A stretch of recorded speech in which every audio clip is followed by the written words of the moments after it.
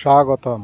আজ আমাদের রাজনৈতিক মজার টক শোতে আজ আমাদের সাথে রয়েছেন তিনজন বিশেষ অতিথি, মোদিজি, রাহুলজি এবং লালুজি। আজকের প্রশ্নগুলো সহজ, কিন্তু উত্তরগুলো কত মজার হয় সেটাই দেখার বিষয়। মোদিজি, যদি আপনি ভারতের চাঁদে যেতেন কি করতেন প্রথম? मैं तो चाँद पे गए स्वच्छ अभियान चलाओ।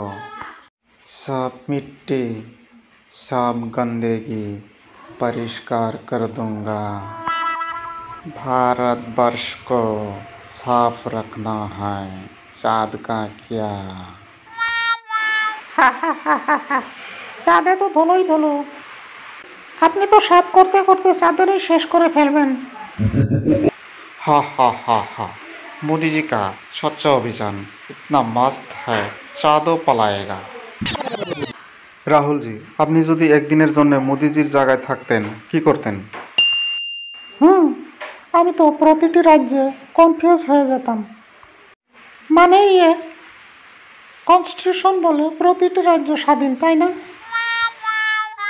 हाँ भाई हाँ, राहुल भाई को तो दिन रात कॉन्फ्यूज रहना। तो कॉन्स्टिट्यूशन का क्या दोष? রাহুল জি, আপনি একদিনে কনফিউজ হবেন, আর আমি তো 5 বছরেও কনফিউজ नहीं हुआ।